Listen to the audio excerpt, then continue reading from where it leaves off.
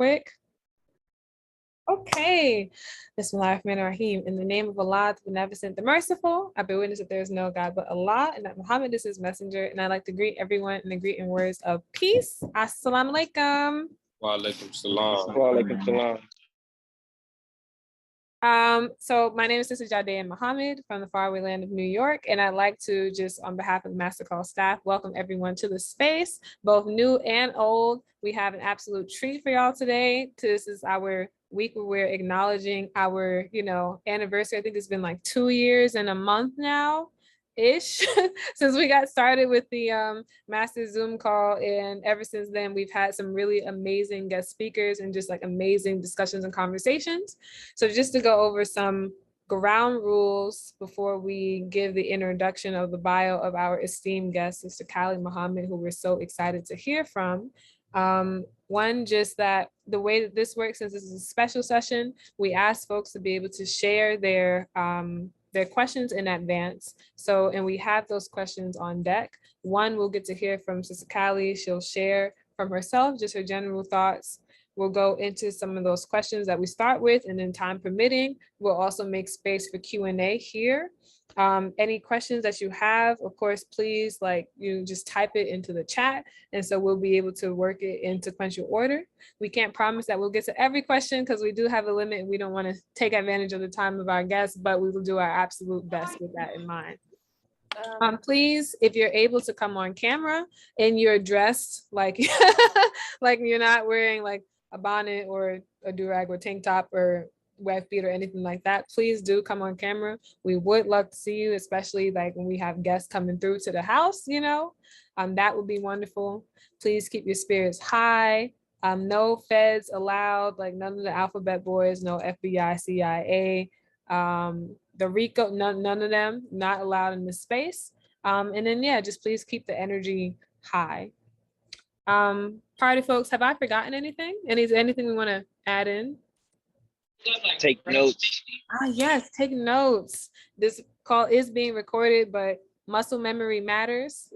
Like if you want to, be sure to take notes, have your paper and pen ready. We're absolutely students in the classroom of God, and we get to hear from, we're in for such a treat today. Like I'm so personally so excited. I can barely contain myself. And with that being said, though, I think that we are good to get started. I have I can pull up the bio of our esteemed guest if it would be helpful. And I believe she just entered the room. Sister Nisa, how do you want me to? There she is. Oh my gosh. Our praises is so alive. Assalamu alaikum, family. Walaikum salam. So you can go ahead, Sister Jadea, and read the bio off, and then since I'm kind of just getting settled, so I don't want to come at the master call with my unsettled energy. So you can go ahead and get into the bio, and then I'll start off with the questions, and we could kind of just piggyback or turkey back the questions off of each other, just go back and forth. We're gonna turkey back. Oh my gosh. So one, Sister Callie, thank you so much for being here. I wanted to shout her out in the space. She's waving if you can't see. Sister Callie Muhammad is known and respected as a gifted woman of God. As a virtuous woman, Callie Muhammad has proven herself to be a naturopath, herbalist, intuitive healer, lecturer, and so much more. No one title could define who Callie is, and no words can truly describe what she does. This is pure facts, I'm telling you. It is through her illuminating spirit and wealth of knowledge that one gets to know her. A great teacher of women, a great student and spiritual advisor as well. Her years of, she's encouraged many women to be, and many just people to be diligent and honest about themselves, invoking their creativity. Her years of study and research in conjunction with her love and compassion for women enables her to look deeper into underlying emotions that create the conditions of mental health and diseases. She is a native born of Birmingham, Alabama, and raised in Columbus, Ohio. Shout out to Birmingham, shout out to Ohio, shout out to Columbus in particular. Black people, we're gonna rap where we from, wherever. I love that about us.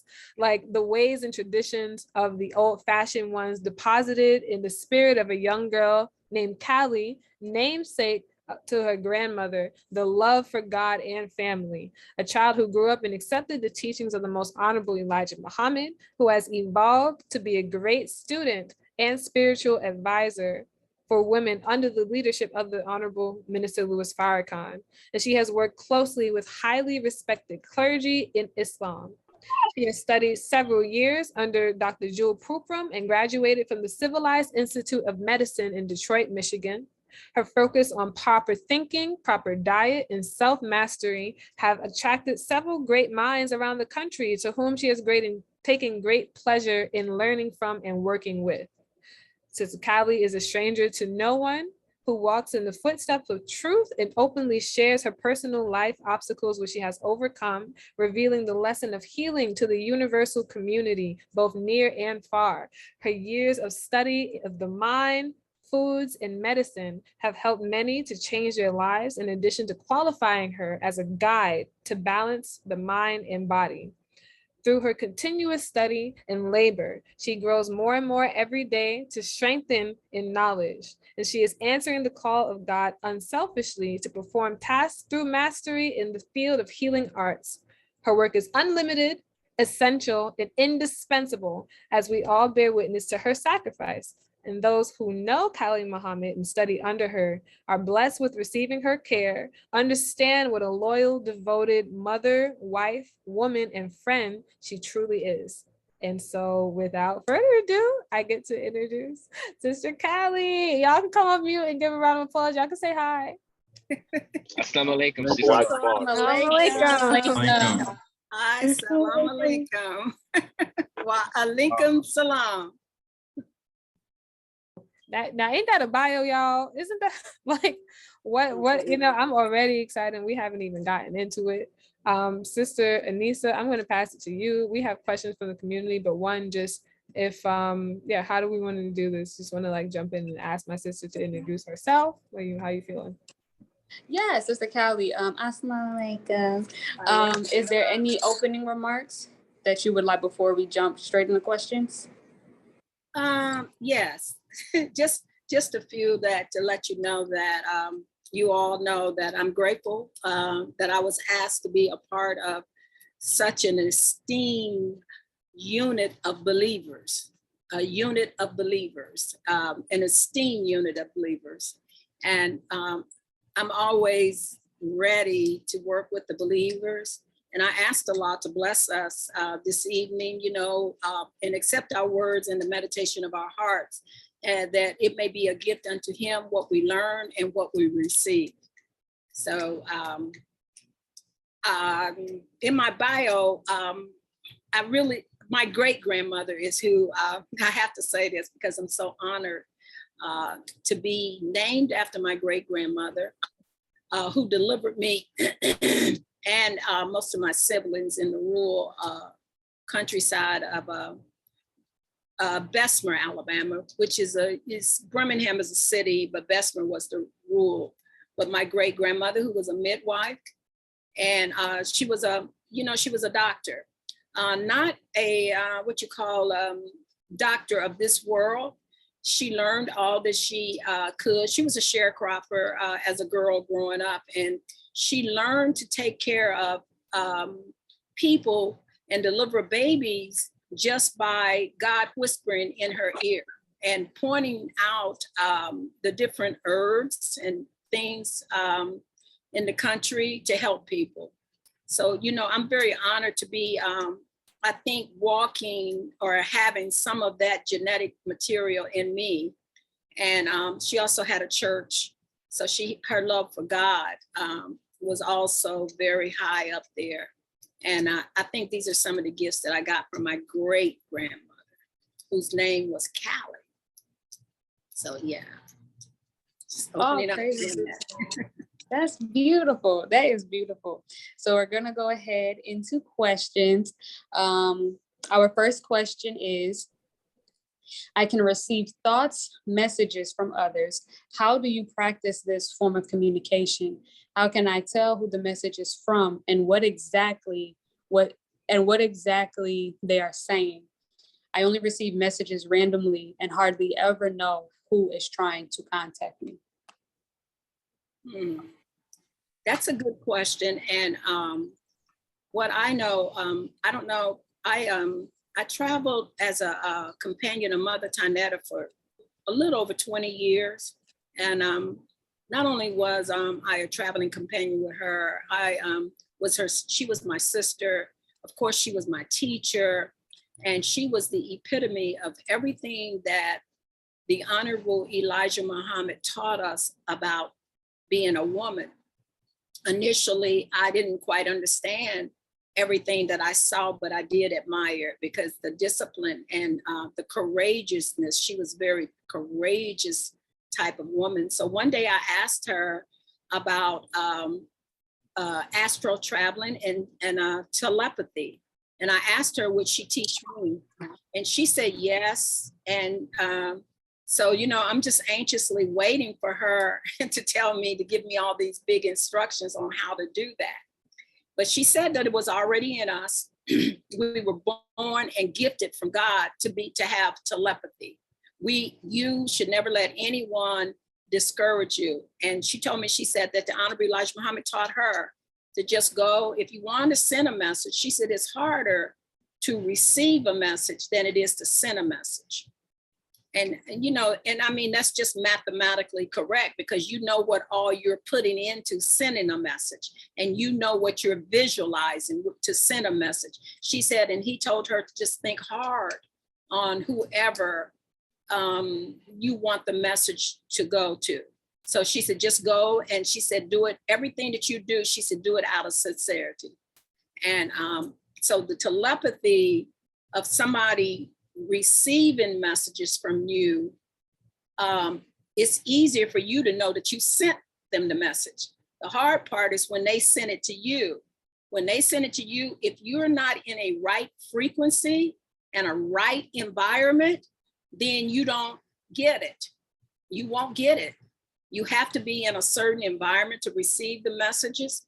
And the environment that you have to be in, it's not like if you're not in the car, it's not like that kind of environment, but it's the environment that's here in your head. It's what's going on. Are you filled with chaos? Are you filled with a lot of babbling?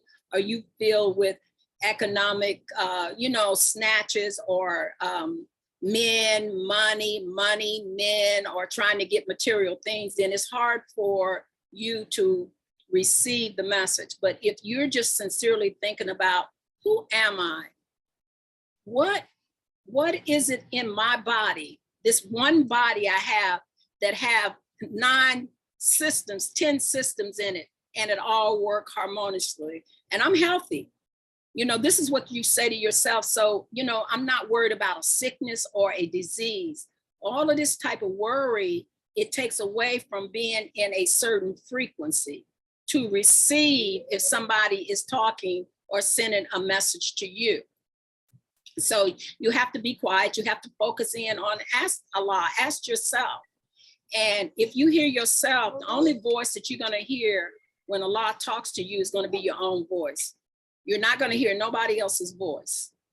If you ask the question and Allah answers you, it's going to be in your own voice, because it's talking to that organizational structure of God inside of you. That's who's telling you what to do. I don't know if that answered it or not, but it's not,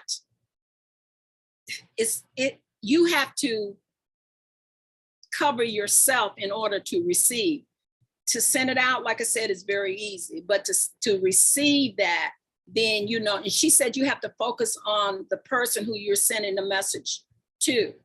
You'll know, because God is complete. So if you're getting a message through telepathy, you know who it's from, whether you can admit it or not. Maybe you may say, well, the minister is not sending me a message. He don't know me that well. Oh, yes, he does.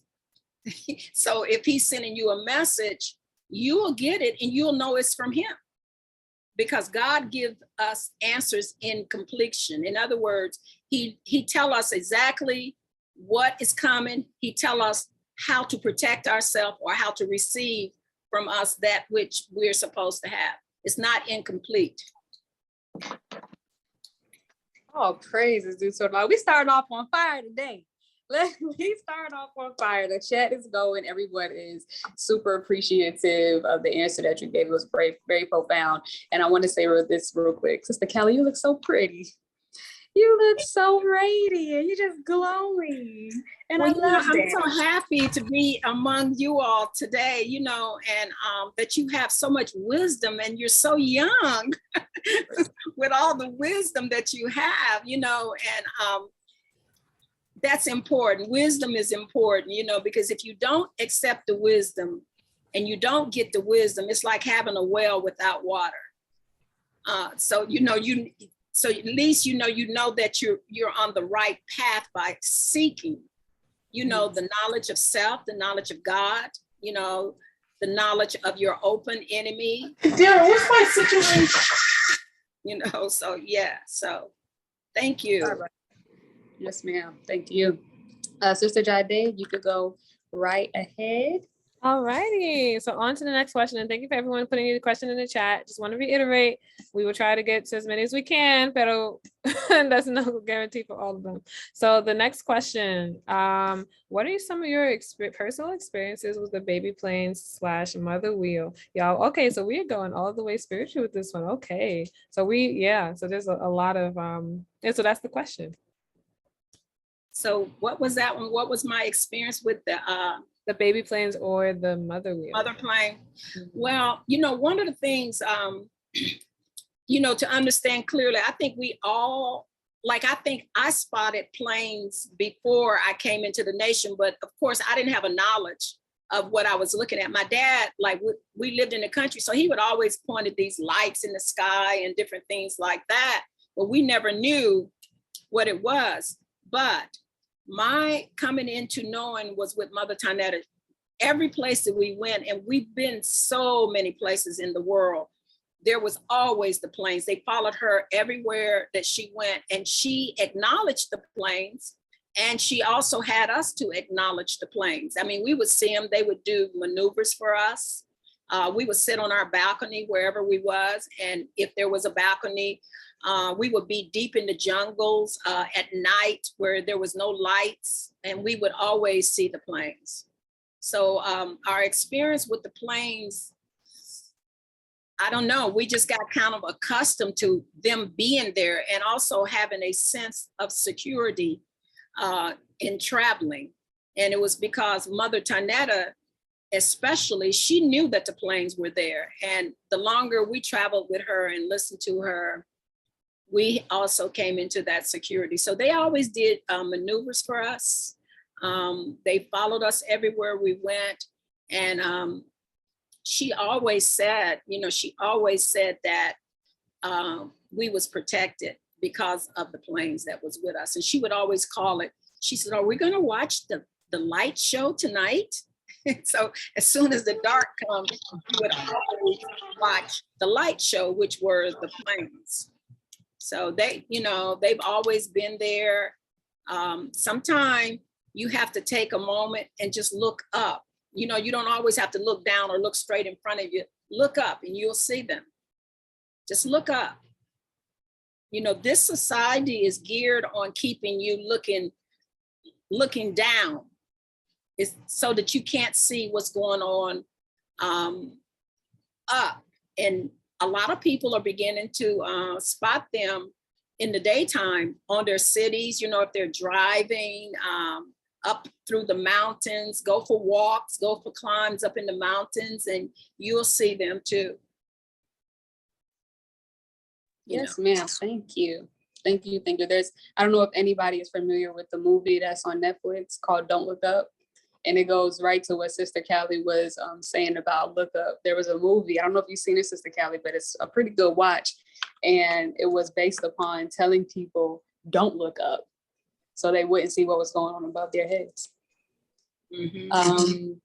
And then our next question is, what is the most interesting pieces of knowledge that you have learned while traveling the world? That Allah loves me. Allah loves me. And, that knowledge takes you so far, because in this world and traveling, you meet a lot of obstacles. And if you are a certain status, physically, the way you look, you get, you kind of get pushed to the side or underestimated a little bit. So when you need the information that God loves you, he handpicked you. You have been coming into existence for 66 trillion years. And Brother Jabril told me that, like when he first told me that, I was like, yeah, through generations. He said, no, he said he handpicked you. Handpicked you. That's not factory made. That's not just because you came through your mother and your father, because you have to remember that when the sperm and the ovum come together, Allah is the one who made the material at a time. So you were born at a time when you are so great and when you are needed in the universe. And there's nobody like you. Did you know that nobody have the same eyes? Nobody have the same fingerprints, footprints. And if you even want to get deeper than that, no one have the same view of things as you. Nobody. You're so individually picked, and every organ in your body is unique. It has its own vibration. It has its own temperature. When they tell you that 98.6 is the body temperature, they only giving you an average, because every organ in your body has a different temperature, and it has a different frequency and a different vibration. So when you have what you call master vibrations, it is vibrations that can organize all of your organs to be healthy and to be in harmony. And one of them is the 528 hertz. So you all have heard of that, right? And the 293 hertz. And those are different master frequencies, master frequency. And you know what? They're free. All you have to do is go to the forest, go to the rainforest. That's where you find those frequencies at. And they organize all of your organs for health and wellness. Because think about it. You think that God would basically create the human body. He put 9 organs in there and 9 systems, and more organs than that, but 9 systems, whole systems inside of the one body. It's overwhelming to think about who you are and what you carry around and your greatness. It's very overwhelming to think about. So he did all of that, and then he gave you everything that you need, every single thing you need to navigate in this society. You already have it with you. You just now are learning to stay in the process, as the minister told us, to stay in the process. There are processes that you have to stay in. You have to stay in the process of eating right. You definitely got to stay in of thinking right. When you find yourself going off because you are who you are, you got a whole community inside of you that talks to you all the time, and you say, I should have followed that first voice. Or, you will say, nah, that ain't true. Sometimes you have like what you call negative thoughts. Let them come up, process them in or out. God is there. That is who is the master inside of you, along with this community that he have given you to talk to. Don't let no one overcome you. You are already born an overcomer. You can make it. You can do anything. This is the greatness of you and me and, the believers. That is the greatness of us, and those who have not even come into the knowledge, but you done came into the knowledge of self, you've come into the knowledge of God, and you come into the knowledge of the devil. Those are the 3 most important knowledges that you can come into. The devil, he represents the oppositions that you got to face as you are climbing in that process, the same as sperm climbed up through the vaginal area that was very acidy, that was very like a mountain, and tissues all there. And that sperm, which climbed up there, was it was, some people say 250 billion, some people say a billion. You know, you got different numbers. They don't know how many it is, but look, you're the one that made it. Look at all the obstacles that you have already gone through just to make it. And you're that 1 in a million that I forget, what's the Larry Blackman used to sing about. I don't know if y'all know who that is, but he used to sing 1 in a million. And you're the one that really made, you know, you won. And all the other sperms, they became food and they helped each other. They became a ladder. When they seen that they wasn't going to make it, they helped boost the one up, because the vaginal area of a woman is very hostile, very hostile. But that one made it. And all the control is from the mind. It's from the brain, because you know the brain and mind is different, right? Mind is all around you.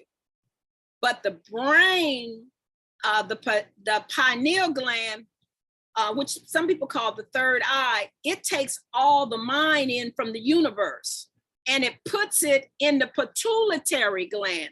The pituitary gland is what feeds the physical organ. So, you know, you go here, you get the pituitary gland, then you get the thymus, and then you get the thyroid, and then you get the reproductive organs. That's the endocrine system. That is the system that a lot of your scientists say that if God wasn't God, it could rightfully be called God, because it guides you into the evolutionary process of life.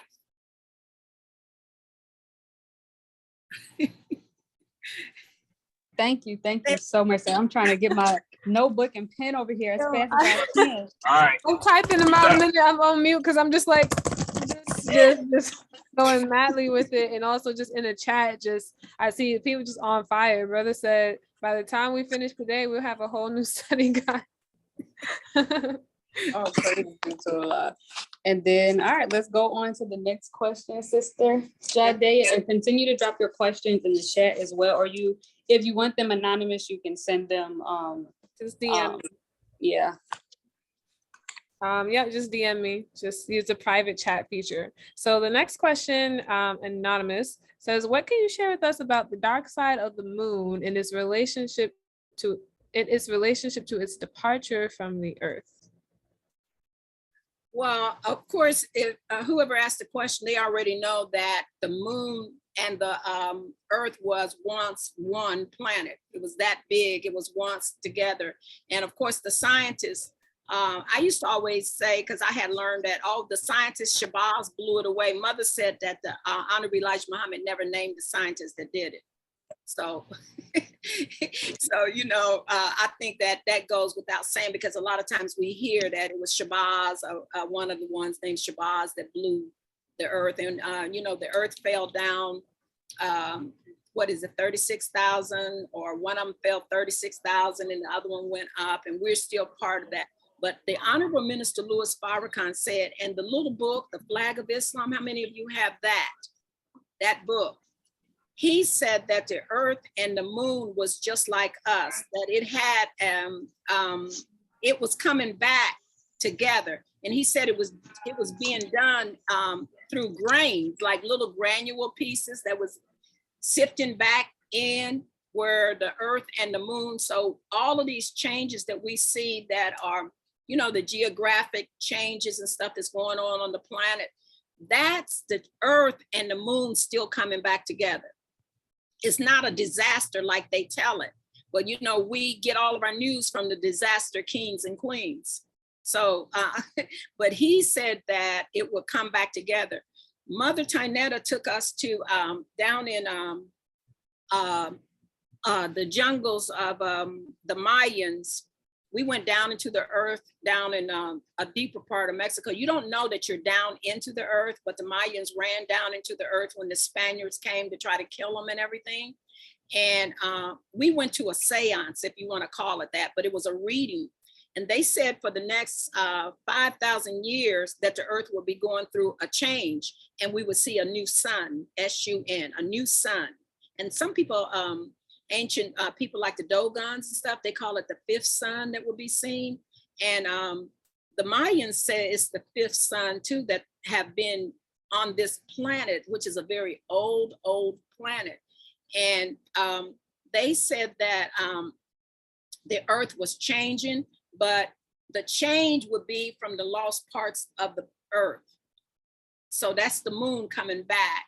And the dark side, Minister Farrakhan on this side, he in the 80s, he used to teach on that quite a bit. And he said that that represent us coming into being the dark side of, did they say the moon or Pluto? The moon. The dark side of the moon, does the moon have a dark side? The moon doesn't have a dark side. The moon rotates around from the sun. And then, you know, that's what that is. The moon don't really have what you call a dark side. That's just a rotation. You know, Pluto has a dark side.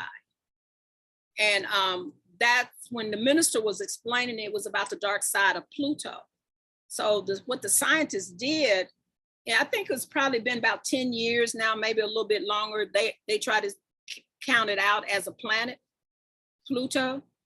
And which is so crazy for them to do that. Now you see them slowly bringing it back, you know, and if you get a chance, any of you go on a field trip up at not Scottsdale, Lowell, up, oh my gosh, I'm going so fast. You're thinking of somewhere in Arizona? Flagstaff, Arizona. It's an observatory up there. And the observatory up there is from Sam, I think his name is Sam Lowell. That's who his name is, the Lowell Observatory. That's the first place that Pluto was spotted from. And they still have the telescope that it was in 1930 that it was from. But when you go there, what you'll notice is the smallness of everything, because it's really not for tourists. They make everything like real small. But of course, us going with Mother Tynnetta to a place like that, you know, we got in, we seen everything, we asked questions, we went to their museum, and we also saw the original telescope that they discovered Pluto from up there. So it's Pluto that has a dark side they could never see, but the moon doesn't really have a dark side. It's just the rotation of it around the sun. It's always light in the sky. That's why you look up at night and you can see the stars. That's borrowed light from the sun. So, yeah. Thank you so much. All praises due to the last little hour. Nick, where did I put the questions at? Did that answer? I got an answer. I don't know if that really answered. Oh, I think you answered it and then some. Oh, okay, good. Also, I would say that in terms of like the next question, Sister Nisa, I just got a question that also kind of echoes the next question too. Can I loop them together? The number 4 and 5? There's number 4, but then no, number 5, but then I just got a question that also relates to the question. Relates to number 5. Yes, ma'am. Oh, we just asked number 4. Got you. Okay, because I'm like, okay. Yeah, that's fine. That works for me. Yes, ma'am. And seriously, woo, we going deep. So boom. So now we talking about Pluto, now classified as a dwarf planet. Also, there's a now new master call field trip. We out to Flagstaff, Arizona. Squad.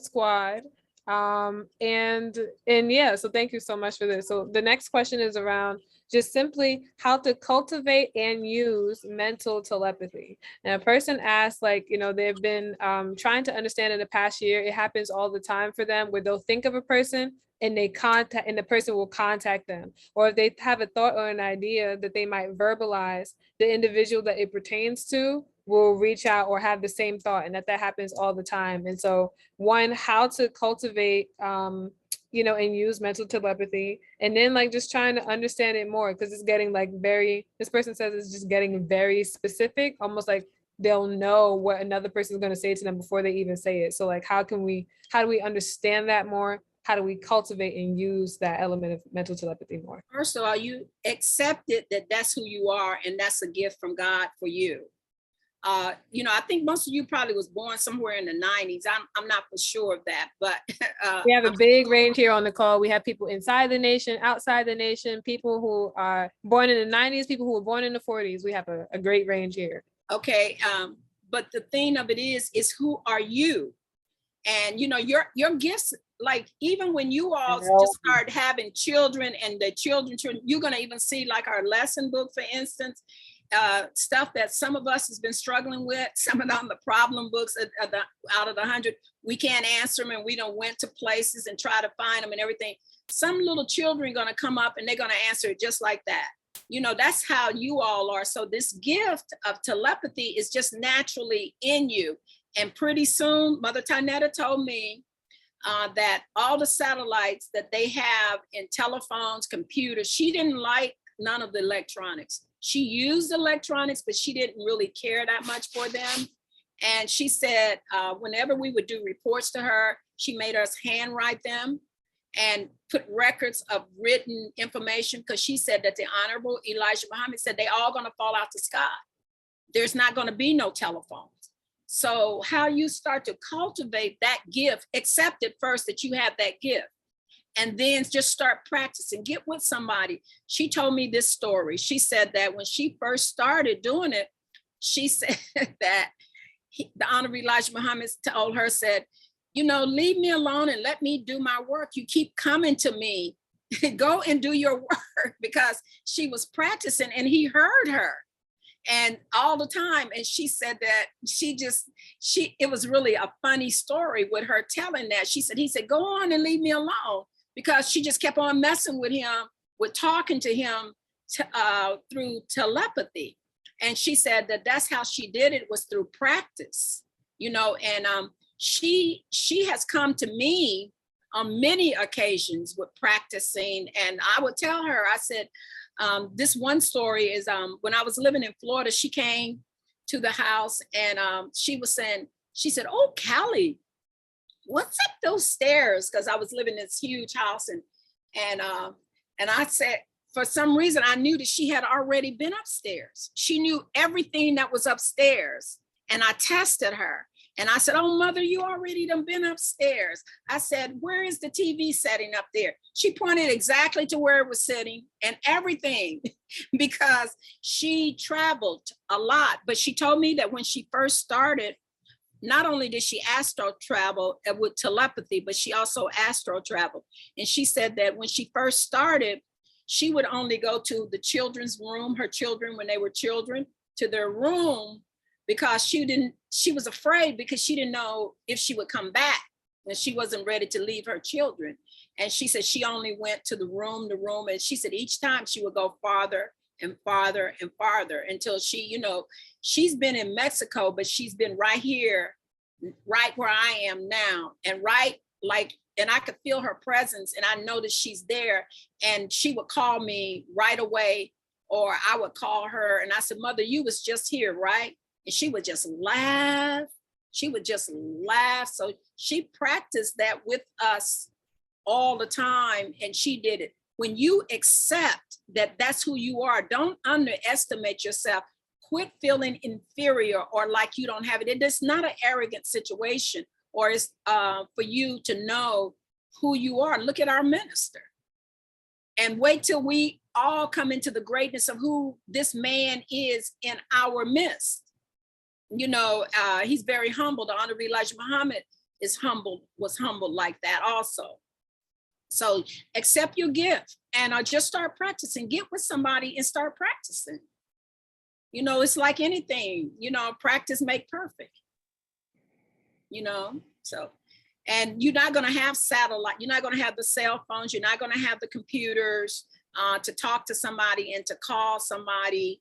And this is another thing that Mother told us. She said that when you leave the house, make a paper copy or something of your passport. If you have a passport, if you don't, apply for your passport and get it. She said that an angel will be on every 2 blocks.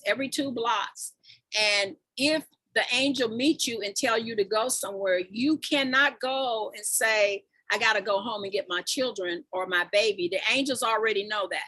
The angels are with you at all the time. We was taught in the nation in the early that an angel is here and an angel is there. One was Master Fard Muhammad and one is the Honorable Elijah Muhammad, but they are always, always with you. So that takes away the fear that was put in you through English lesson number 1 when you was a little kid, when you was a little boy or a little girl. Fear was put in you. And just if you know this, that God, the angels is always with you. He handpicked you. Then you will walk anywhere in courage, anywhere, and anything that you have to do, you would do it in courage when you know these kind of things. This is how, when the minister first started the nation back, and he had to teach us, he didn't have any helpers. When he had a few, but he didn't have that many, especially on the sister side. He would teach us himself, and he would just tell us what the Honorable Elijah Muhammad said all the time, over and over. And he would tell us, like I'm telling you, to accept your gifts. You know, this is not what I'm saying, but this is the way he taught us. You know, I was in the first cadre of captains that he had. I was a sister captain, and he picked me to be a sister captain. And I was on the first National Board of Education. He handpicked 19 people for this.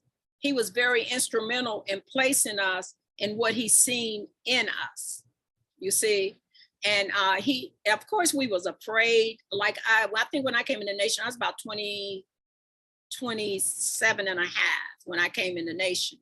And so, you know, you don't know anything. I didn't know anything, you know, like that. And so he placed us, because he would walk amongst us. He would hold my baby.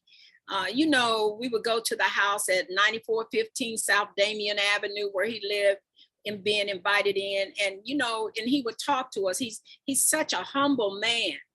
And Mother Khadijah is so humble.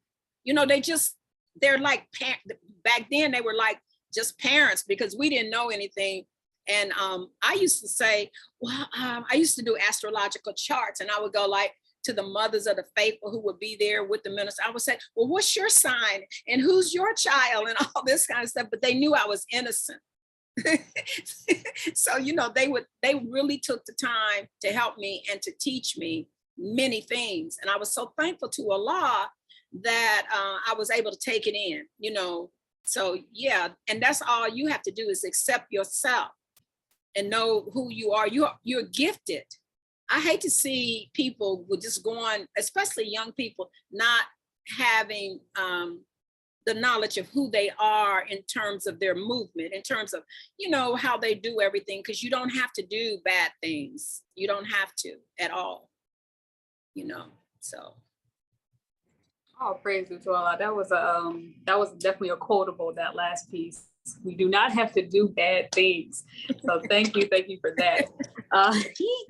Our next question is, and it kind of goes along with the couple of questions prior to, but instead she says, what is the greatest lesson you learned from Mother Tynnetta? I learned many lessons. I don't know how one can be greater than the other. They was all necessary as we moved, you know, as we took steps here and there. You know, we used to go diving with the wild dolphins. You know, we would parasail. You know, we climbed Mount Teopotek. That's the mountain that the minister had his vision on. We've been in the midst of storms in small boats, and Mother was like to the driver, keep going. And I would say stuff like, no, we're turning around, you know, and stuff. And she'll say, you're not the boss of me. And I would say, I know, but I'm not going to even be alive to go back home to get killed for something happening to you. I would say things like that to her. So and the winds would be pushing. So there was a lot of times I was fearful, but then I would think about her and see her, you know, she was just so courageous, and she would face storms on, like I said, you know, what got me to swimming with the dolphins was that, you know, we would go out from the ocean, where the ocean meets the sea. And when it meets the sea, you begin to see all these wild dolphins and stuff. And she just one time, she just jumped off the boat. She just took off and jumped off the boat. And I'm like, mother, throw the rope out, throw the rope. And she just looked at me like from the water, like, so I had to dive in to go and swim with the dolphins with her. That was one time. And the other times we deliberately, you know, went over and dive with them. But I mean, I was fearful of, you know, all of this, but so I learned a lot of courage from her. But what I learned out of all of that, she didn't have no fear, because God had told her, her husband had told her, so she had expectations of God always being with her. See, so when you have expectations of who you are, then you can drop the fear. You know, there are some things that will frighten you because you've never done them before, but you still have to know within yourself that you can do it. So I don't know if that answered or not, but you know, if it's not, just keep asking. So. All praises to Allah. That definitely answered the question, at least for me it did. Sister John, you can go to the next one. Thank you. I'm just like I'm laughing from being picturing the visual of like you're in the midst of a storm, you're trying to tell mother like, no, please, like, we gotta go. Like, and my niece is going back and forth with me in the chat, like which one of us is the one that would be down to like jump off into the storm first, like, and which one of us will hold each other back. I'm like, I don't know. So question, from someone in the chat, what advice would you give to young people in the nation who want to live abroad long term and especially assist in bringing the teachings to other countries? We have people who is doing that. I did, you know, the greatest example that I had of people doing that, if you go and you be yourself, what you're taught in the Nation of Islam, our teachings are universal.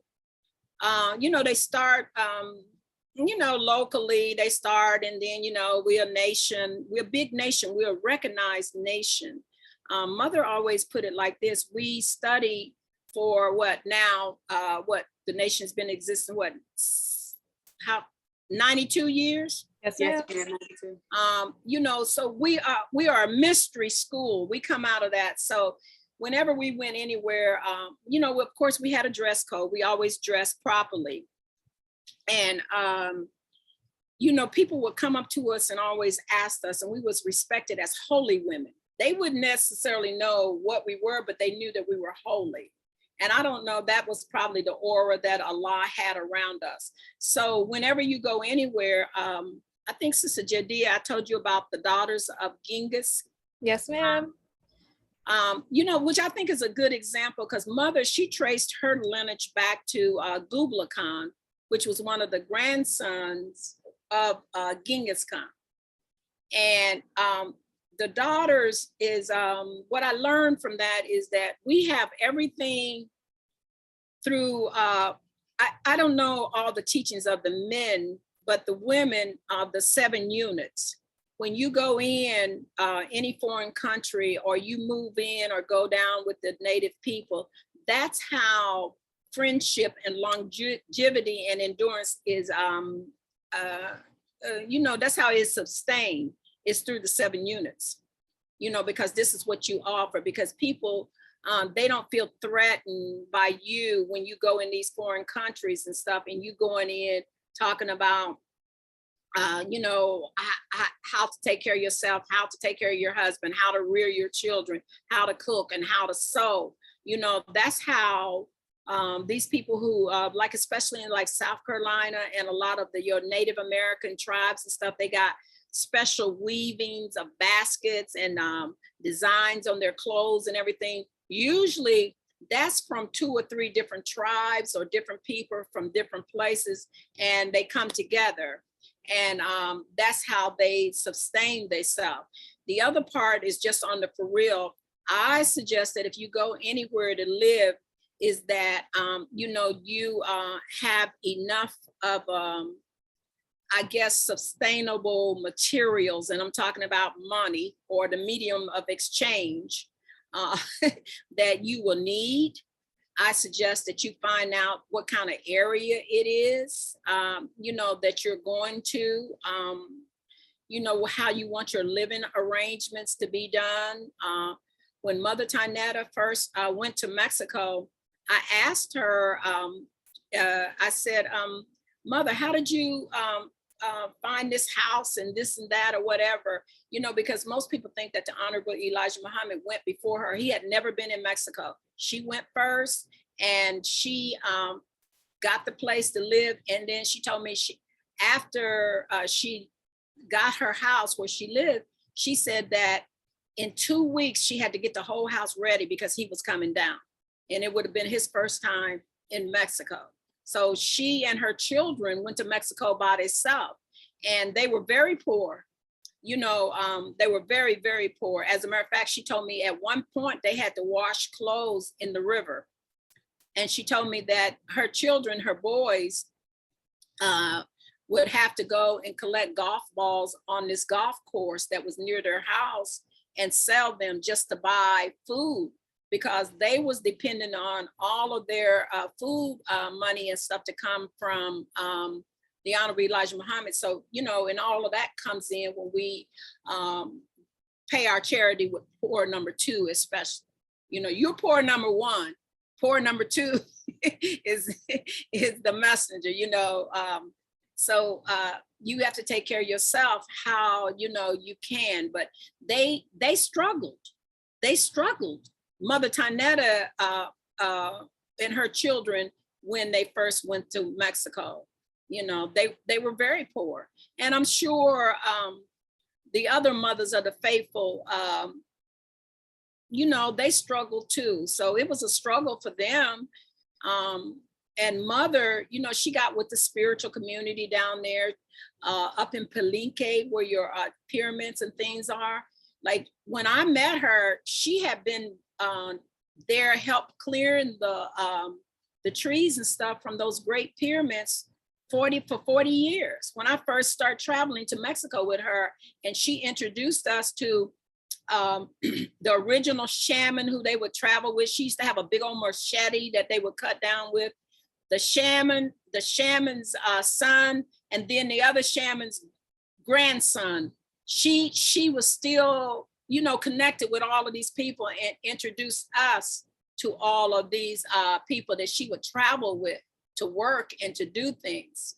You know, she would build, you know, Mother used to design furniture, and her children would do crafts. She would go along by the beaches and stuff down and pick up little glass pieces, and they would build furniture and chairs and all of this. So, you know, they just stayed busy. She never had an easy life at all. Never, ever had an easy life. It's more easier for even people like me and you all to travel and move to countries and stuff than it was for people like her with small children, you know, to go. So she didn't have it easy at all. She was 34 years old when her husband left.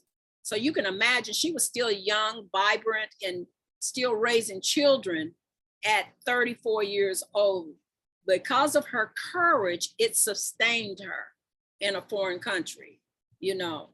So yeah. Praise be to Allah. That was beautiful. Go ahead, Jade. I was going to say, we actually have a question that feeds right into that. Can I pop in with that one that we just received? So the question was actually, Assalamu alaikum. Can you recall a story of Mother Tynnetta having fear and overcoming it? Also, how did you observe Mother Tynnetta combat being away from her husband and overcoming loneliness as a woman, she said? Well, I don't think she ever overcame being separated from her husband, which was a level of loneliness, but her faith is what sustained her, that her husband, based on the things that he told her. I always, let me see how to put this.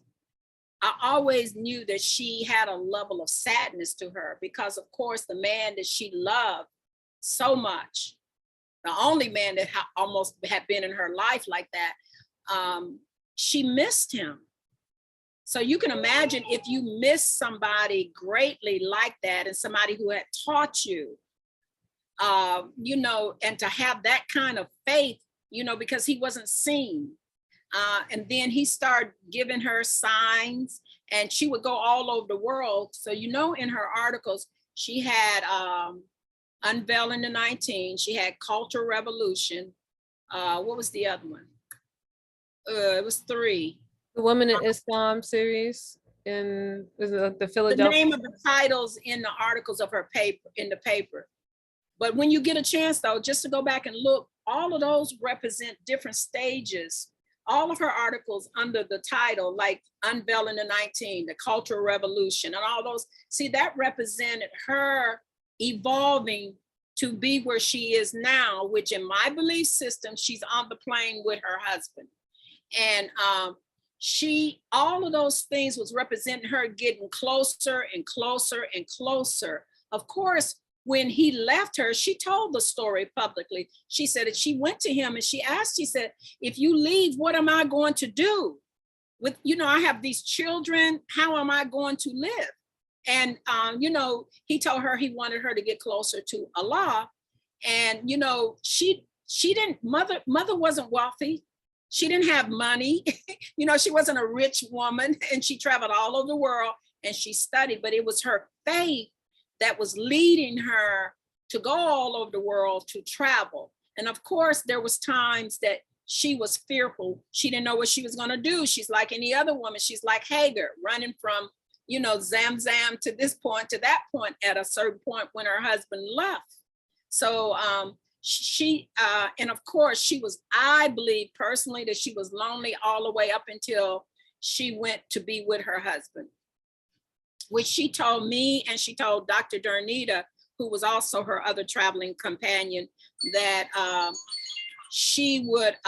we would escort her to see her husband. And we was like blown, because we weren't thinking about her. We was thinking about, oh, we're gonna see the Honorable Elijah Muhammad.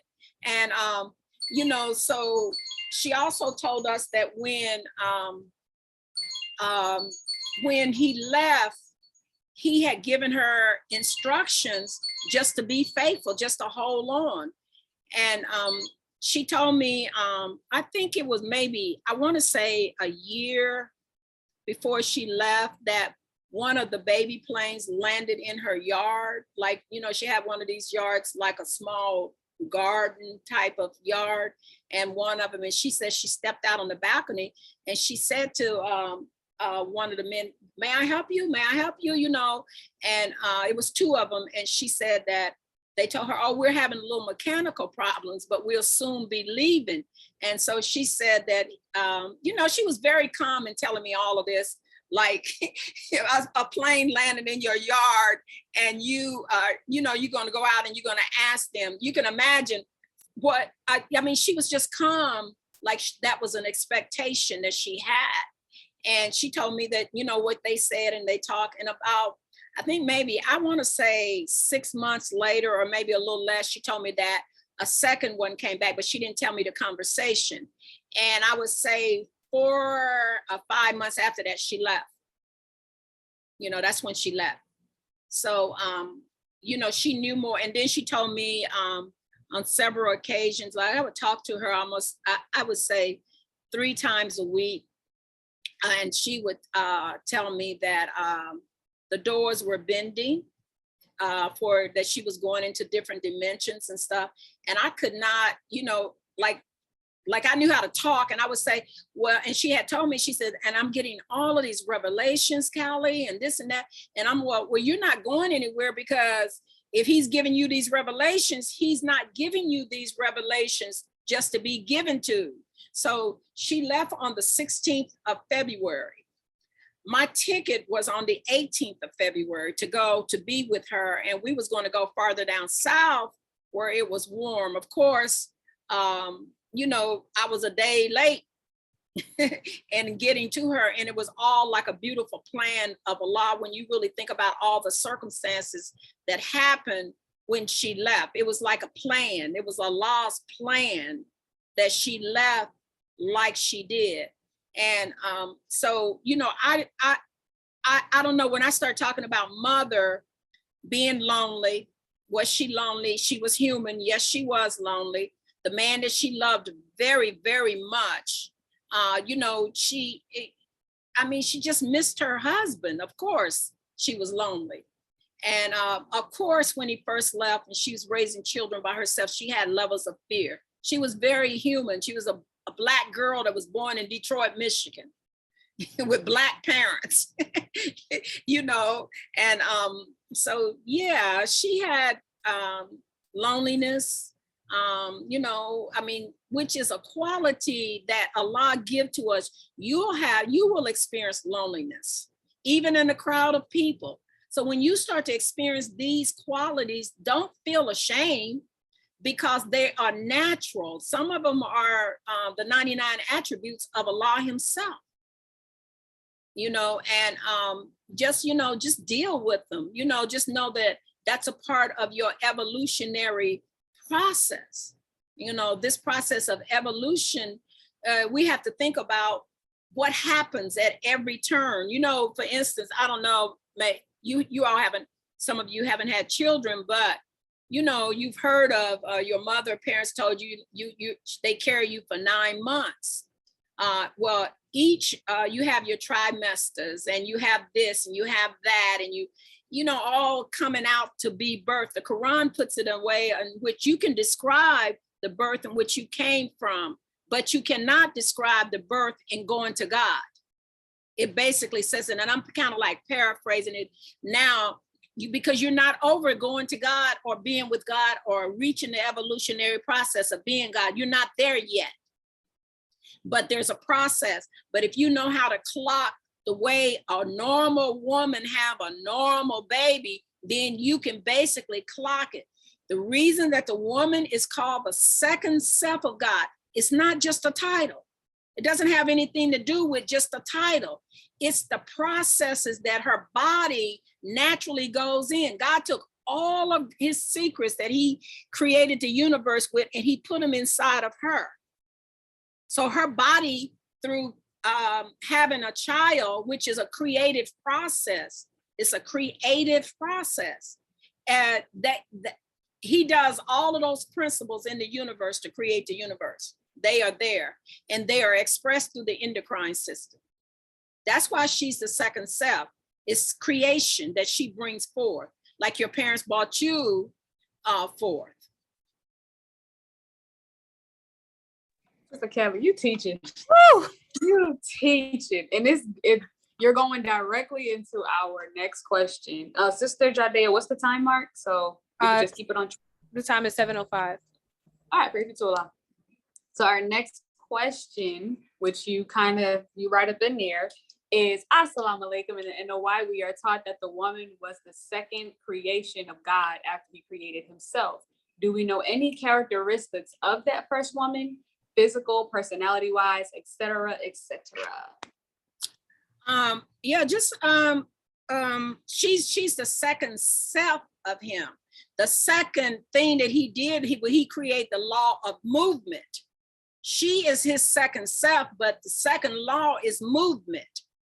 You know, that he created. He created that law. So he had to find a way to bring into existence of how he was created. Mother Tynnetta says that God came from a woman, and it was the feminine side of the universe, because the universe is always given. The universe is styled after a she. It's always pulling new things out of it. So she said, even when there was function, there was just material land in the universe. And that's how God created himself. But the creation of the material was in a womb. It wasn't in the form that we're in today, but it was in a womb. So he created his own self out of that.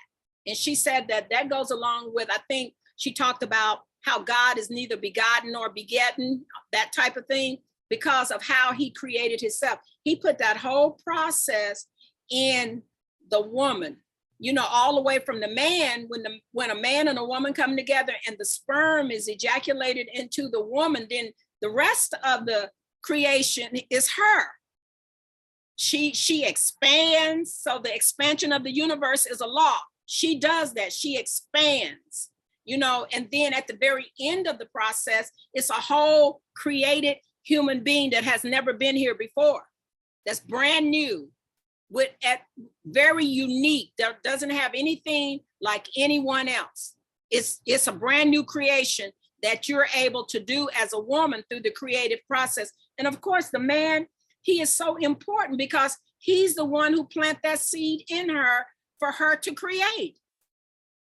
You know, sperm just looks like worthless water, if you want to call it that, until he put it in her and it mixes with the ovum, as the Quran describes it. And, you know, it just keeps evolving all the way into you and me, you know, a human being. So, you know, that's just the process of life. He did all of that with the woman. That is why 75% of the teachings is with the woman. It's with the woman. It's because of her ability to bring about creation, you know. And then she got two wombs. And that's why the man is the head of God and the woman is the head of the man, because she can also create ideas and concepts to help him meet his goals. If you're not married, marry a man who got vision. When he's got vision, you can help him to bring his vision to fruition, because this is a womb. Your brain is a womb. You know, like a man, he might see a yard and, you know, the grass and everything. And you look and you might see a picket fence. You might see some flowers over here and some things over there, you know, to bring his vision into existence because of this wound that you got over here. So you beautify, you customify, if there's such a word, whatever he can visualize. You bring that into existence. She brings that into existence for you.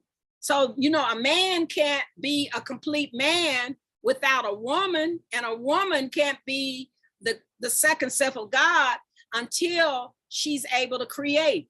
And then the Honorable Elijah Muhammad, he goes on to say that if you have trouble with your womb, then you can, there's a place in Polynesia, in the Fiji Islands somewhere, where you can go and you get in a certain frequency and you can grow another womb, you know, because that is very important, you know, for you to be creative. And if you don't create that way, take stock in the fact that you got this, you still got another womb, you know. So if you want somebody to help bring your vision, if you're a brother, into existence, then, you know, the woman can do that for you. That's her position. She loves doing it for you. It makes joy in the family, you know, and joy itself is what you're going for. Joy is the highest fruit of the spirit. You know, so you see a household that's just full of joy, you know, children, a house full of children, they throwing shoes at each other, she in the kitchen cooking, you hear music. It's a lot of joy. It's a lot of happiness in an environment like that, or everybody sitting around studying and, you know, just the joy and being happy. We have the ability to do that. No one can give you happiness. Happiness is a chemical that is made from within.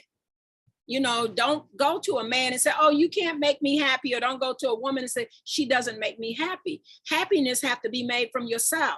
That is something that God gives you from within based upon how you think and how the frequency is that you produce, you know, in your environment. So you can create the 528 hertz just from your own thinking. Yeah. Ali. All right, so let's go ahead on into the next one. Oh, Sister Callie, you're doing such an amazing job. Is it how, or is it just it's the frequency, oh my God. Praise belong to Allah. Lord.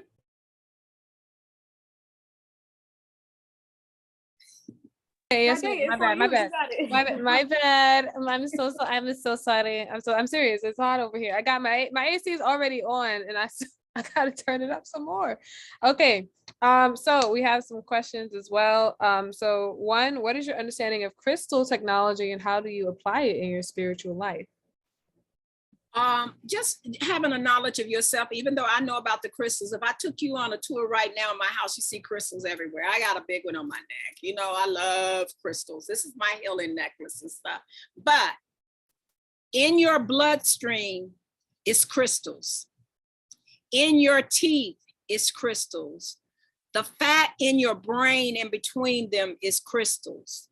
You know, in your bones is crystals. So when we use crystals, it actually represents the transmission of the universe. You know, it makes things clear. It makes them understand that crystals do have power. We used to do crystal ceremonies up in Palenque with Hoonsbach Mean. Hoonsbach Mean, he died about maybe 5 years ago now, 4 or 5 years ago, but he was called the father of the crystal age. But some of the pictures you probably have seen on the internet with all of us standing around with red bands on our head and white clothing on with Mother Tynnetta, of course, and we would be there praying for the minister. But at this one time, he did this ceremony for us. We went up on the pyramids up in Palenque, and he had one of the original, what they call the 13 sisters. They were crystal skulls that was found in Brazil. It was 13 of them that had been buried, and he had one of those. And for this particular day, I was the keeper of the crystal skull.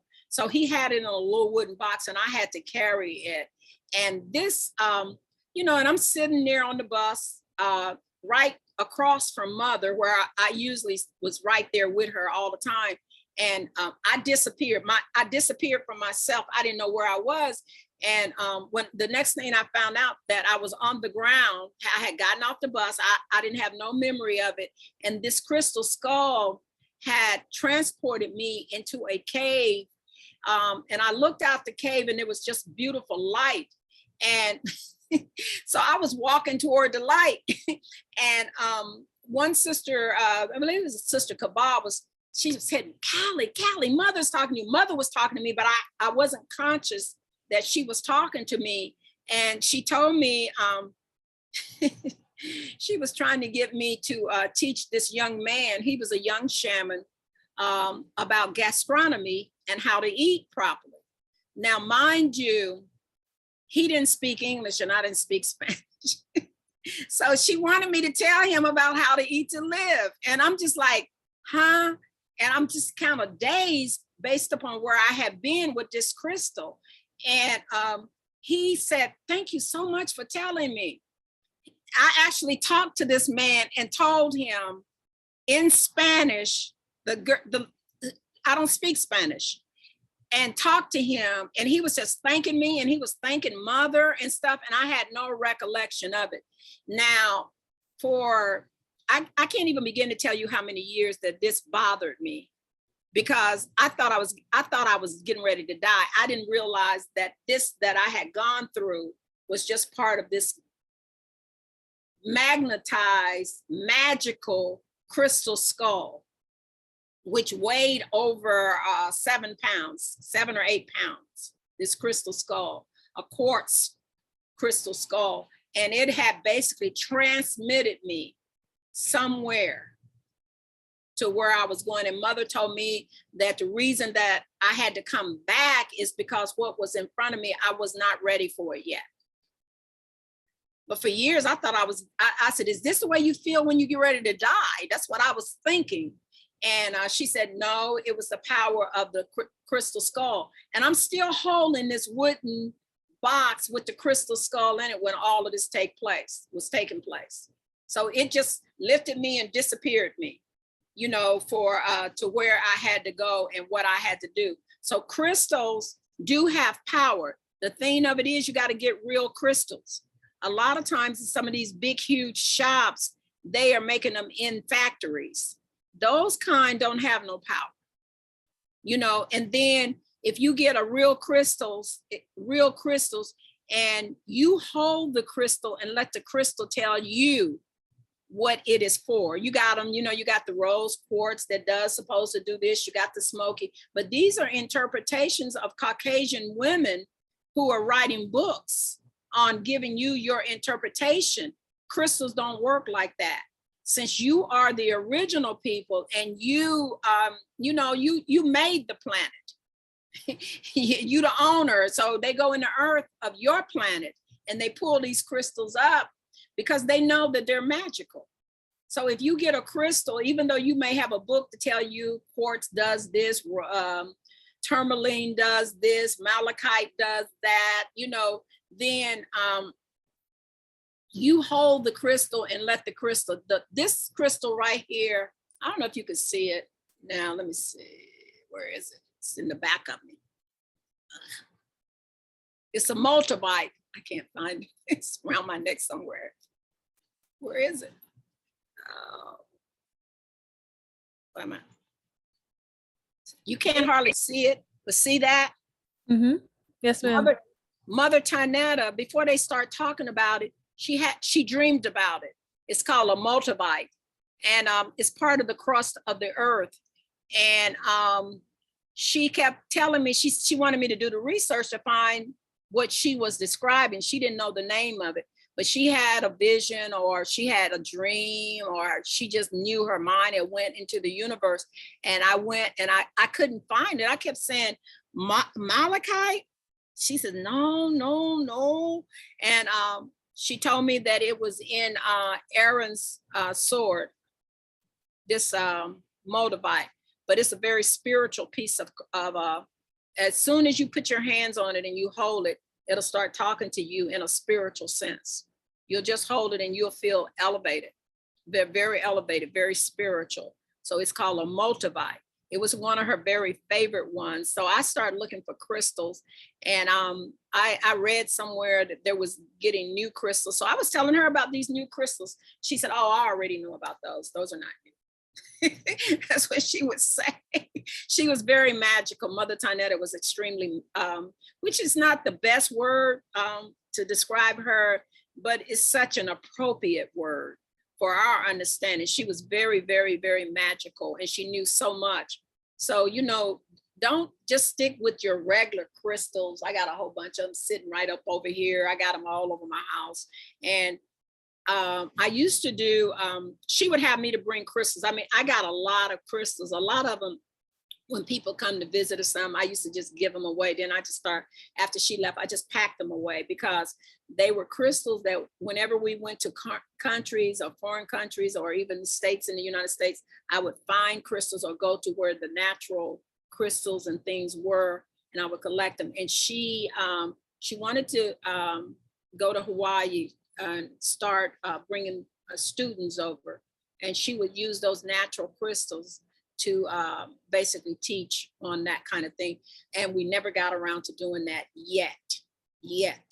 So what I started doing, I initially sold my whole set for about $1,500 that the people was really willing to pay me after they saw them and everything. Then I changed my mind, because I realized that she will be back, you know, so. That's right. All praises due to Allah. Yeah. Our next question is, where did I just put it? Okay. I'm a person who is big on energy. Is there any significance in feeling as if there is a heaviness of energy in a room when you're alone in said room? Did they say in a group? I didn't understand. What did you say? Could you say it again? Mm-hmm. Read it. Okay, yes, ma'am. The question is, I'm a person who is big on energy. Is there any significance in feeling as if there is a heaviness of energy in a room when you're alone? When you are alone in a room? Yes, ma'am. Yes, ma'am. And in a group? That's what they say, if you was in a group? No, like they're by themselves in the room, but they feel a heaviness inside of the room. Yeah, I mean, there's a lot of significance to that. It's just saying that you're a transmitter, you know, because can you imagine you know, just the way the world that was made, this world that we made, that we're living in, and, you know, you don't feel the evilness or the, you know, the, you know, the heaviness of what's going on. And, you know, you don't want to really label people, but every thought has a frequency and a vibration to it. So what you're doing is picking up. You're picking up, you know. I used to wake up in the mornings and oh my God, in my head, you know, people would like, I was cussing and stuff. And I'm like, where am I getting that from? I just finished prayer, you know, and I would be picking up my neighbors, you know, that was on the other side of me. And I was just like, oh my God, I'm picking up that, because that's not, you know, I was checking myself. So you could check yourself, but right as it is, you think about it. COVID-19, you know, we're supposed to be locked down on lockdown. You know, life is not like it was last year or year before or 2018. You know, things start to really change for us around as Muslims. And, you know, just in the world in general, and it's still changing every day. Nothing is going back. You're feeling, most of us is feeling the weight of that. It's weighty because the earth is changing. We're changing. You know, so how do you identify when you are changing? You know, how does a little child go from 2 to 4 and how do they feel? You know, some of them at the age of 2, they're just like, at 3, you know, they terrorize everything. But why? What are they feeling? Just, you know, to get to the next stage, and then to get to the stage of being 4. They may calm a little bit, you know what I mean? But it's just the time. See, the time and what must be done, the theology of time. See, the Honorable Elijah Muhammad and minister talked about time. Out of the theme of all of that, the time is important to calculate.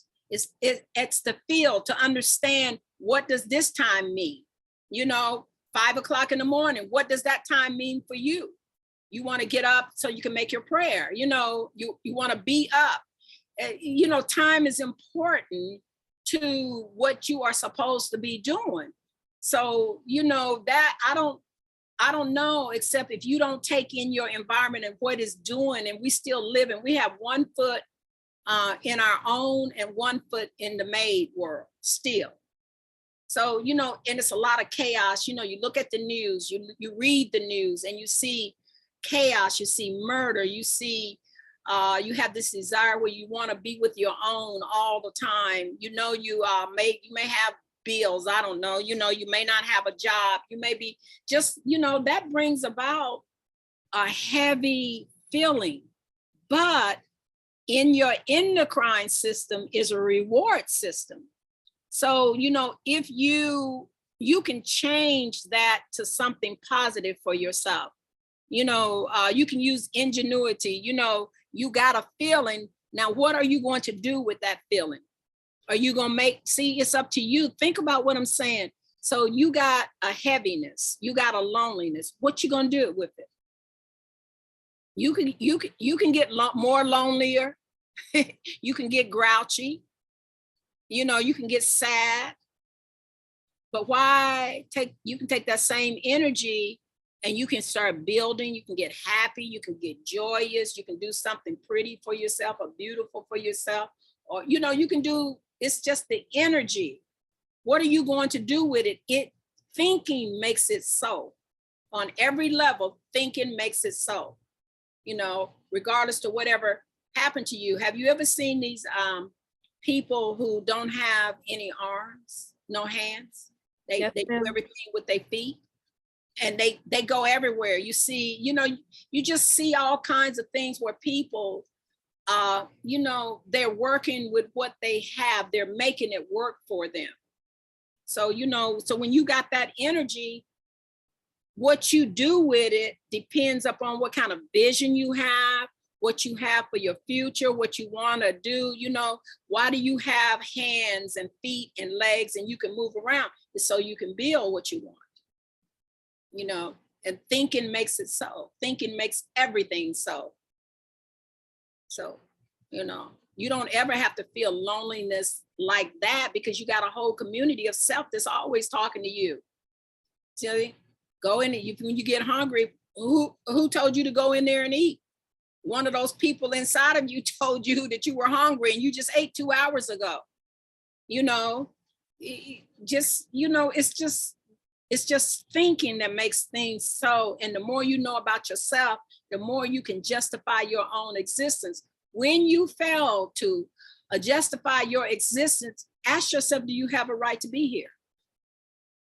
If you can't justify your existence, you know, so you got to justify your existence, you know, so. Yes, ma'am. Very, very good. Okay, so it's about 7:27. We could probably squeeze in like 3 questions. So Sister Jidea says she has one, and then I had 2 that I from the queue that I really wanted to ask. So we're gonna go Sister Jidea, and then I'll ask the last 2, and then we'll close out in Quran as usual. Yes, Close ma'am. out in Quran, and closing remarks from Sister Callie, and then prayer. And it's getting down to the wire, guys. No, I'm fine. I'm not crying or anything. I'm fine. I'm fine. Golly. But go ahead, Sister Jidea. Go ahead. Oh, so I'm just, you know, pulling questions from the queue, and it's funny because we got just over 19 questions total, of which we've gotten to 10 so far. So alhamdulillah, thank you for your time. By the time this is done, it looks like you'll have answered 13 of them. Isn't that interesting? Yes. So the question that someone asked is, I guess it goes to what you were saying, like thoughts on building self-confidence. Just pull a simple question from the queue. How do you build self-confidence? Mm-hmm. Knowledge of self. You're great. You don't have anything not to have self-confidence. Just think about a God who wants you to live and who wants to shower you with everything that he got. How can you, I can understand some people are just shy and quiet, you know, that don't mean they don't have confidence, you know. So just if you know who you are, you know, straighten your shoulders out, straighten your back out, and walk like that. You don't always, nobody always have to have something to say and that kind of a thing. But just knowing who you are, the Honorable Elijah Muhammad told us, he said, get the knowledge of self. That is the greatest knowledge that you can get. When he told us to do this, it was for our own benefit and our own growth and development. Just like when we come into the knowledge of how to eat to live. How to eat to live is what all the food, the menu that he give us in it, is brain food. It's all the nutrients that's in how to eat to live. It crosses the brain barrier and it strengthened our brain. When Master Fard Muhammad found us, you know, we was like walking dead. They were zombies, but what was messed up was the mind. So he found a way to make them strengthen their minds so that he could put the word in. Once you get the word in, then you walk a little bit straighter. See, that's the example. So the book, how do you eat to live? How do you eat to live? That's confidence. So you got to eat up here. You got to take in the knowledge. So, you know, when he first came, the people was very poor. You have to go back and study the history of Black Bottom and Paradise Valley and find out the condition of the people. Mother gave me a whole bunch of, well, she didn't give them to me. She let me read them. And I still have them of Detroit Free Press papers that was done in the 30s. The Black people was in such a poor condition. You know, there was a lot of alcoholism, you know, just lack of confidence. You know, they ate pork, you know, all of that. But how did he give 10,000 names out before he left? You know, he had changed their menu, their diet, because he made a fertile field up here to take in the words. They couldn't take in the words. They was full of alcohol, pork, and everything else. So you don't learn with your physical body, you learn with your brain. So, you know, he had to create that and create a nutritional program to cross the brain barrier. The brain barrier, is the blood barrier that don't allow poisons to get in. It just let the real nutrients in, like your essential aminos and all of that kind of stuff, which strengthens your brain. And in our lesson, he talks about the different sizes of the brain. Our brain compared to the Caucasian brain, that's in your lesson book. But that's what he's talking about. He came in, when you think about it, it's so overwhelming, it'll make you cry because he thought so much about us, until he cultivated our brain to take in the word, because he knew that the word would change us. The next example is when he didn't have college graduates and people like that. He gave out 10,000 names. Those people in Detroit at the time was fresh from the South. They didn't know anything. They was all living on top of each other. You got to take a tour to Detroit and go and see the pictures of Black Bottom, how it looked.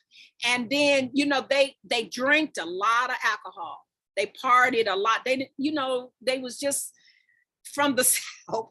And he had to get the word in. So when all these people came in the nation, who was in that particular, who was a lot of drug addicts, alcoholics, and the only thing that he required is that they come to their meetings so that they could hear the word. And when they did, they started looking brighter and brighter and, stepping up until the Nation of Islam have evolved all the way up until now, with just that kind of thing. That's why the most important books that he have written for us is How to Eat to Live, because it cultivates not only your physical body, but your brain, so that's how he did it. He didn't have college graduates and professors and doctors and all of that. He didn't have that initially, and they would just come to the meetings. They had to come to the meetings. So he didn't have a 12-step program like they do nowadays. So how did they do that? That's so amazing. If you've ever been around people who've had these issues and problems, to get habitually, hooked on drugs and alcohol and things, how do you get people off of that? He did it. He didn't have no 12. He just gave them the same word that you and I got today. Message to the Black man finally came. How to Eat to Live was the biggie, because most teachers who come to you, they do not bring you food, but look at the brilliance, the wisdom of bringing you something to get your head together. That where all your chemicals, your endocrine system is feeding your brain, just like I'm raising my hand. If my brain didn't produce the chemicals to do that, I couldn't do it, to bat my eyes, to see clearly. All of that's the chemicals in your brain that's making you do this. And he knew that. So he started feeding them brain food. That's what How to Eat to Live. And you are going to talk about that, and you're going to teach, and you're going to prove that. A lot of people in my category, they don't look at it like that. They say How to Eat to Live, but they don't, a lot of people don't even change and they're doing How to Eat to Live because they don't realize that it's for their brain. But that's what it's for. So follow whatever you do, don't eat all of this processed food that they have out here, like the hot chips, and all that stuff that's got MSG in it and that's genetically modified and that kind of a thing. Don't eat that stuff. Just try to look what he said about How to Eat to Live. When we first started back in the Nation of Islam, and he said brown rice, we used to put soy sauce in our rice to make it brown. Until some of the, we were so anxious, because like I was in what he had cell A, he had a cell A and a cell B. The cell A was the group that I was in. The only thing we wanted to do was study. We didn't know nothing about the nation and, how it had been and that kind of stuff. So we just studied the Bible, the Holy Quran, one message to the Black man that we would pass around at night. And, we were like, I was a universalist, my husband, he was a universalist ministers. We used to do yoga and all of this. The teachings were so attractive because even in learning about the universe and learning it from the teachers that we had, which was Caucasian, they never taught us to hug ourselves. They teach us to hug a tree before they would teach us to embrace Blackness. So, when the teachings came along, then, it was like, yes, as far as that is concerned. So, in all of that, I'm saying he gave us everything. I mean, it's like gold. Somebody who don't understand how important message to the Black man is, how to eat to live. Our Savior has a right. If they don't really understand that's you as an individual, that's bringing you forth, that's giving you energy, that's giving you strength, that's giving you vision, that's giving you sight, that's evolving you to be, what did he come to make? A nation of gods. That's what he's doing. Look how much wisdom that is in just that. And it says on how to eat to live, this book, it's from God. God told him what to do. Now, God told him what to do. God, that's who, that's everything. That's everything. So yeah. Did I answer your question? I think so. I think you answered. Yeah, yes, ma'am. I think you answered that question and probably 3 other questions anybody then had in their mind. You tapped in to everybody's questions. All praises due to Allah. So I'm gonna ask. I'm still on the fence about which 2 I'm gonna ask. I know I'm gonna definitely ask this specific one, and it is: when you started to discover some of your gifts, telepathy, travel, experiences, etc., did you feel afraid or overwhelmed? If so, how did you move past that fear? She said, I become very afraid or overwhelmed by the feeling and sometimes try to ignore that I am going to have those experiences. Like I said, I was about almost 28 when I came into teaching. I was a universalist. I was already a vegetarian. I didn't necessarily have fear. Being in a state like Ohio, you really are close to white people. So, you feel like if they accept you're it. That's what you feel like, and that kind of a thing. So I didn't have that, but I wanted Allah to hurry up and make me real angry so I could hit a white person. It's like, just let me go crazy, Allah, just this day, just this moment, so I'm begging for Allah to give me that, because I didn't have that to do, because, some of these people were my friends and stuff like that. But then when I start really learning about slavery, I advise everybody, if you really want to understand the Quran coming to us, go back and read some slave narratives, and just see what they did to us. And so I think all through this process, you have somewhat of a level of fear. It's not the fear where you're scared to physically use yourself, but it's just a fear of yourself. When Black people look in the mirror and they see God, it frightens them. When they look in the mirror and see God, especially, I hate to say this, if for any brothers that's listening and stuff like that, who are everything to me.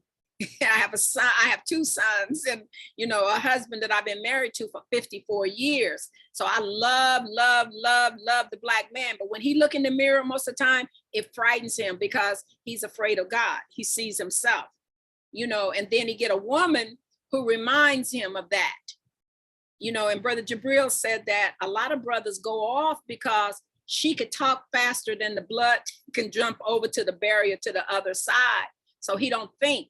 So he just like, leave it alone or this or that, and in the world, a lot of men hit women when the women start talking, because he's not processing it that fast, as far as that is concerned. So yeah, all through the processes, you do have fear, you do have anxiety, you have all of that. But, you also have the ability to know that you are an overcomer. She was speaking specifically on outer body experiences. Well, all of it is the same. True. Yes. As far as that, I say if you're offered that and you have that gift, I'm like, take it. You know, you're going to come back. You know that it's from Allah. You know, it's like if you expect Allah to take care of you, to present security to you, then you lose the fear. When you have an expectation, you expect God to show up right when you're on the edge. You know, I mean, that's what Abraham did with his son. You know, so he had an expectation. I'm sure that God wasn't going to let him kill his son, but he knew that obedience was better than sacrifice.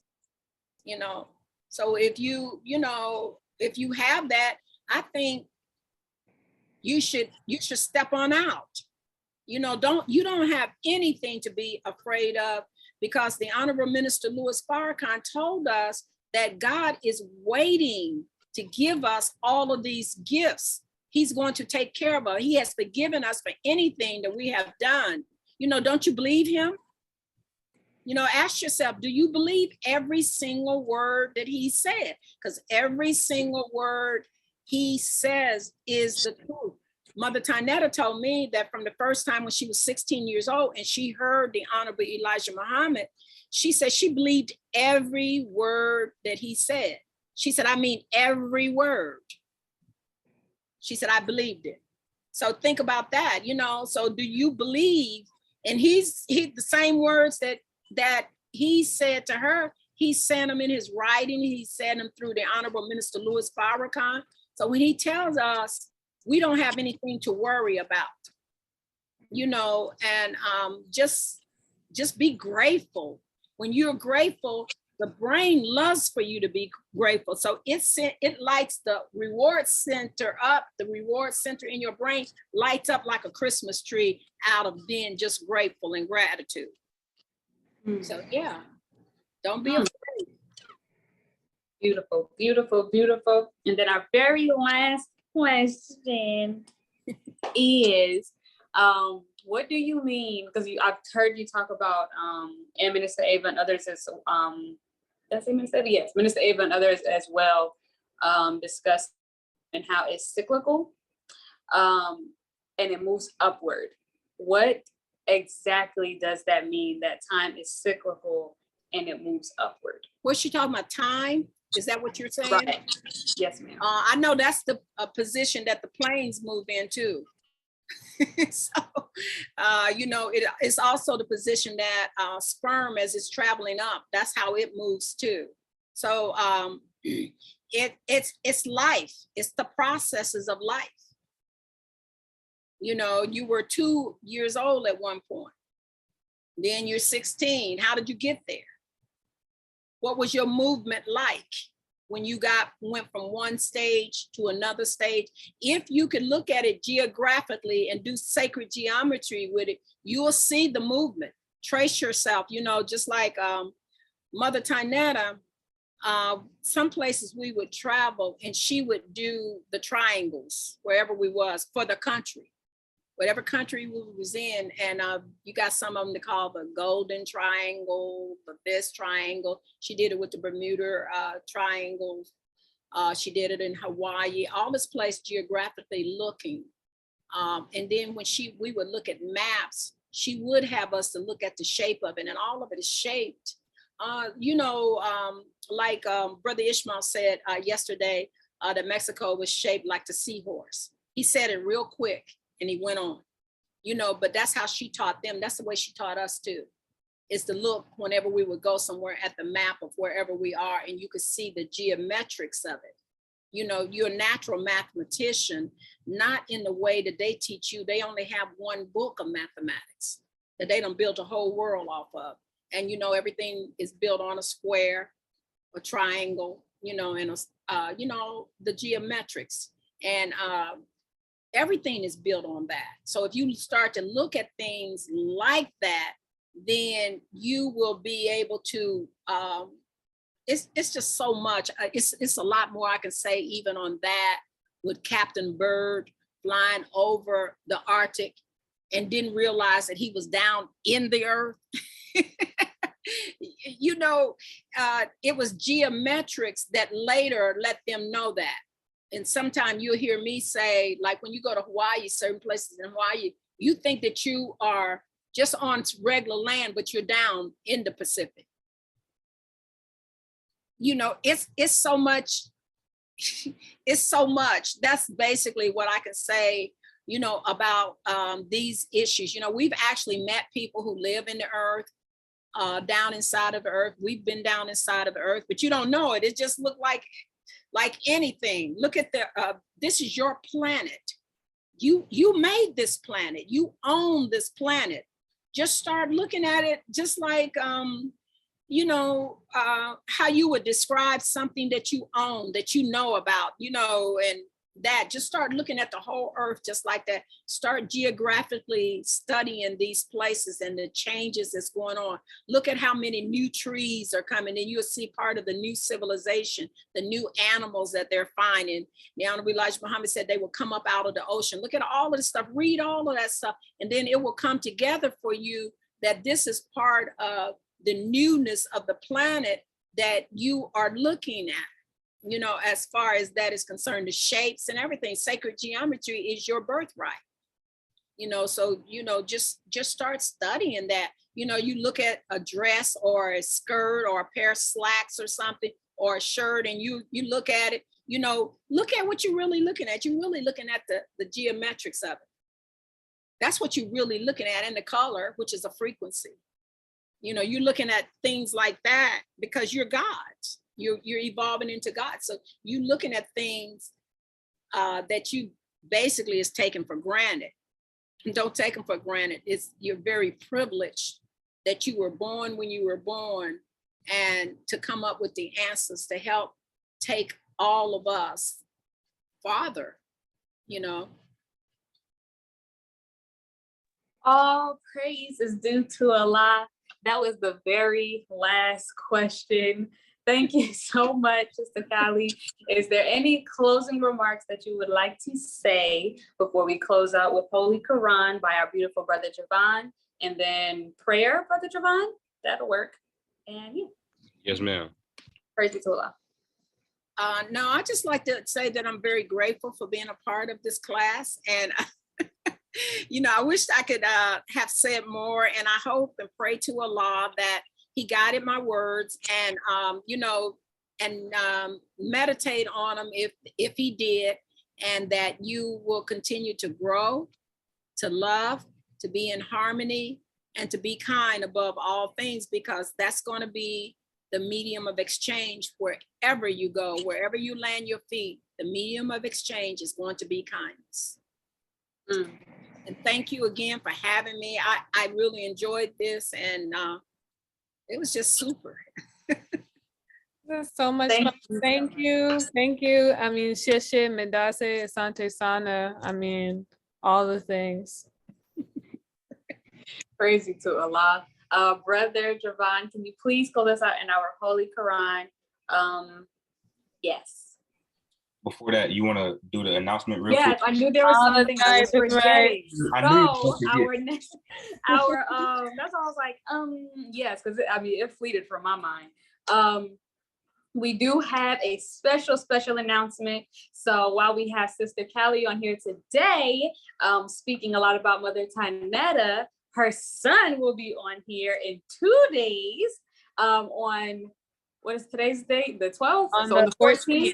Yep. On the 14th, I will go ahead and show the flyer. And to clarify, we're talking about the son of Mother Tynnetta. Yeah. Yes, Mother. Which one? Oh, that's right. Minister Ishmael Muhammad is going to. Hey! Hey, right. Turn up. Anissa, you are muted and off camera. Maybe that's on purpose. But yeah, so Minister Ishmael is coming. So this is, like I mentioned at the very beginning, an acknowledgement of like our anniversary, like which we had back in June. But it's time to, like, you know, quote unquote party now as we study together. So just as Mother Tynetta's confidence, Sister Callie has blessed us with her presence. On Thursday, Mother Tynetta's older son, Ishmael, is going to be on, and he'll be speaking on faith, love, and the dark hour. He also serves as the assistant minister to the Honorable Minister Louis Farrakhan. It's going to be so very fun. And per usual, if you have questions, please feel free to, we're trying to like set up something in our bio, but in the meantime, you can just DM us on Instagram at The Master Call. I'll put the link in the chat. Are you able to hear me? Nope, not at all. We didn't hear a word you said. Nope, we can hear you now. I heard Are her. you able to hear me? I can hear you now. Oh, okay. Because for some reason everything is dark and I don't know what's happening. My phone is freezing completely. But thank you so much, Sister Jadea, for falling in line as usual and helping me out. For real, she does it all the time. So we could go ahead into our Holy Quran. Brother Javon, please. Yes, ma'am. Can y'all hear me? Yes. Yes, sir. Praise be to Allah. All right. I opened up to Surah 48, The Victory, Section 4, Ultimate Triumph of Islam, page 1002. Ready? Okay, she left. All right. In the name of Allah, the Beneficent, the Merciful, Allah indeed fulfilled the vision for his messenger with truth. You shall certainly enter the sacred mosque, if Allah please, in security, your heads shaved and hair cut short, not fearing. But he knows what you know not, so he has ordained a near victory before that. He it is who has sent his messenger with the guidance and the religion of truth, that he may make it prevail over all religions. And Allah is enough for a witness. Muhammad is the messenger of Allah, and those with him are firm of heart against the disbelievers, compassionate among themselves. Thou seest them bowing down, prostrating themselves, seeking Allah's grace and pleasure. Their marks are on their faces in consequence of prostration. That is their description in the Torah and their description in the gospel, like seed produce that puts forth its sprout, then strengthens it, so it becomes stout and stands firmly on its stem, delighting the sowers, that he may enrage the disbelievers on account of them. Allah has promised such of them as believe and do good, forgiveness and a great reward. Mm-hmm. And that is the end of Surah 48, Section 4, Ultimate Triumph of Islam. All praises due to Allah. Thank you so much. And again, before we close out in prayer, thank you so much, Sister Callie. We love you so much. And inshallah, we can have you on here another time in the near future, because we had about 10 more questions from the audience left. So all praises due to Allah. Again, thank you. Brother Ishmael, come on, can I come? Of Can course. Can I come all on? the time. Okay, I love him. You are invited at any time. You do not have to ask. This is an open forum. All praises to Allah. So go ahead, Brother Javon. Let us close out in prayer. Leave us a king before and good words of peace and paradise. Assalamu alaikum. Wa alaikum salam. Wa alaikum salam. Alrighty, attention prayer family. A'udhu billahi min shaitanir rajim. Bismillahir rahmanir rahim. In the name of Allah, the Beneficent, the Merciful. All praise is due to Allah, the Lord of the worlds, the Beneficent, the Most Merciful, Master of the Day of Requital. Thee do we serve, and thee do we beseech for help. Guide us on the right path, the path of those upon whom thou hast bestowed favors, not the path of those upon whom wrath is brought down, nor those who go astray. Ameen. Amen. Amen. Allah continue to bless you all. Inshallah, we can see each other on Thursday. Have a beautiful rest of your evening. Assalamu alaikum. Wa alaikum Wa alaikum salam. Wow. Like Islam.